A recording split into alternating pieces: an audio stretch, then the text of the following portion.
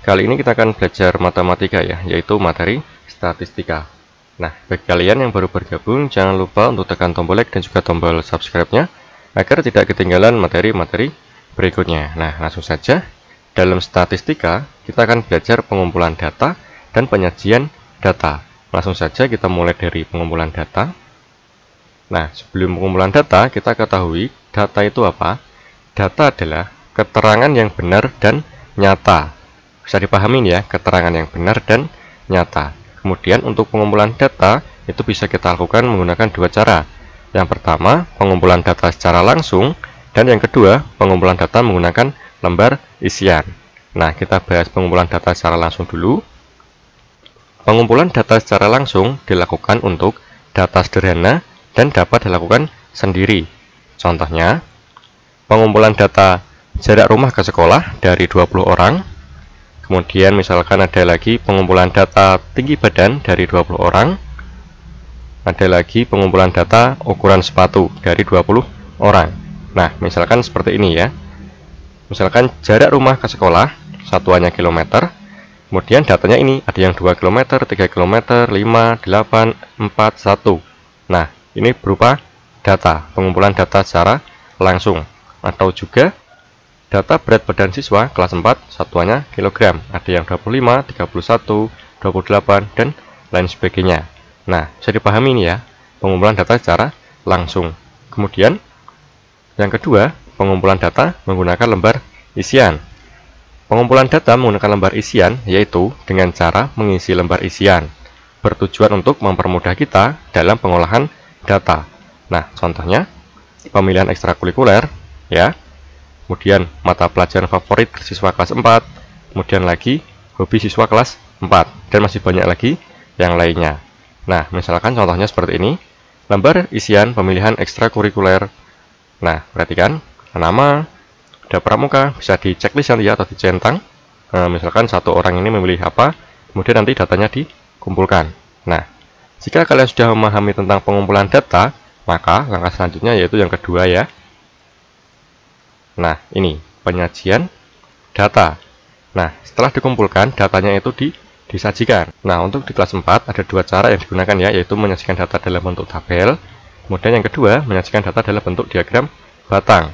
Kita pahami dulu menyajikan data dalam bentuk tabel. Nah, langsung contoh saja. Sajikan data berikut dalam bentuk tabel frekuensi. Nah, perhatikan. Data berat badan satuan kilogram dari 20 siswa. Perhatikan. Datanya ini ya, 26, 30, 29, 28, sampai 29. Nah, kemudian kita buat tabel frekuensinya. Tabel frekuensi berat badan satuan kilogram. Kita buat tabel yang terlebih dahulu. Di sini diisi berat badan, kemudian di sini turus, dan di sini frekuensi. Nah, turus ini adalah istilah ya untuk menggambarkan agar lebih mudah dalam membaca.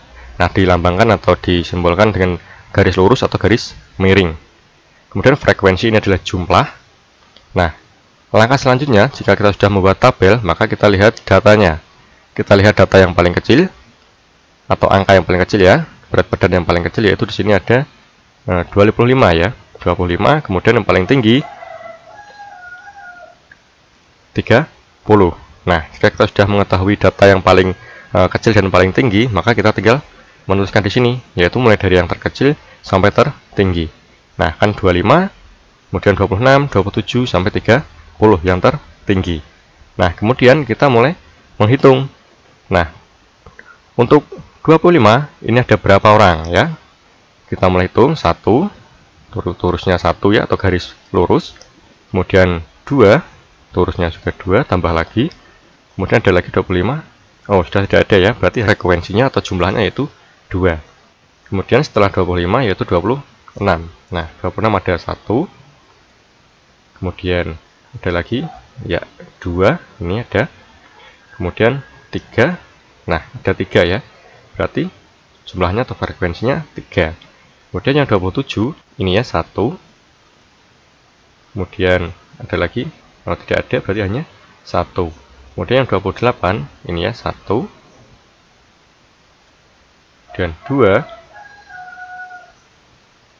3, 4, 5. Nah, kalau sudah 4 diturus ya, 5 itu kita ikat ya, atau kita pakai garis miring seperti ini. Artinya 5. Dan masih ada lagi 1. Nah, 1 lagi. Nah, jadi bacanya 5 tambah 1 jadi 6. Jumlahnya berarti yang 28 kg ada 6 orang atau 6 siswa. Kemudian yang 29 ada 1. Dan ini 2.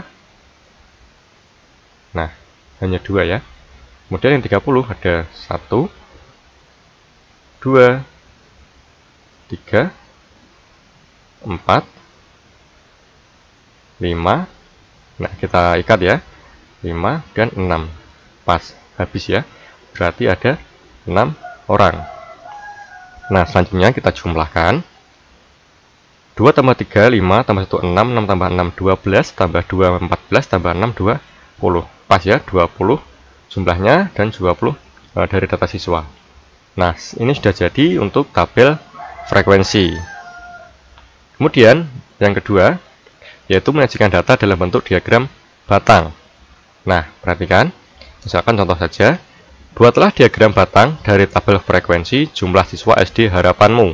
Nah, perhatikan, misalkan ada tabel jumlah siswa ya dalam satu sekolah ini, kelas 1 sampai kelas 6, jumlahnya kelas 1 ada 25, kemudian 20, 40, 35, 30, dan 28. Nah, kemudian kita buat yaitu diagram batang ya. Diagram batang itu adalah diagram yang berbentuk persegi panjang atau persegi. Nah, kita buat dulu ini garisnya. Untuk garis yang vertikal ini ya, atau yang tegak lurus ini namanya frekuensi. Ya, ingat untuk yang lurus ini tegak atas frekuensi atau jumlah. Kemudian yang mendatar atau horizontal ini namanya kelas ya, diisi kelasnya ini. Kemudian kita buat garis untuk menunjukkan jumlahnya ini. Kita usahakan harus sama ya, harus sama. Kita lihat dari yang paling kecil yaitu 20 dan yang paling tinggi 40. Nah, kita bisa mulai dari sini 20, kemudian selisihnya bisa 5 atau bisa 10 ya. Berarti kalau selisih 10, berarti sini 20, 30, 40. Tapi kita bisa juga membuat di sini 10, kemudian selisih 5 jadi 15, selisih lagi 5, 20, seterusnya sampai 40. Nah, bisa dipahami ini ya. Kemudian untuk kelas kita sesuaikan mulai dari kelas 1 sampai kelas 6 harus sama ya. Nah, selanjutnya kita lihat datanya di sini di tabel.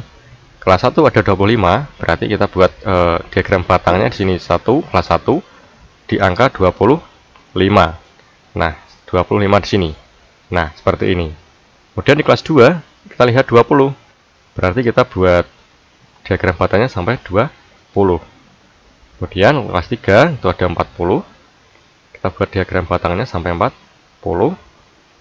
Atau buat persegi panjangnya ya ini ya. Kemudian kelas 4 ada 35, kita buat persegi panjang sampai 35.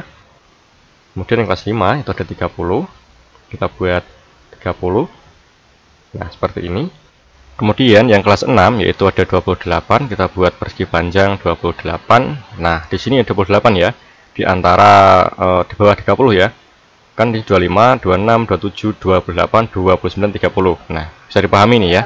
Nah, sampai di sini dulu video kali ini. Jika ada pertanyaan atau ada yang kurang jelas bisa disampaikan di kolom komentar. Terima kasih. Sekian. Wassalamualaikum warahmatullahi wabarakatuh.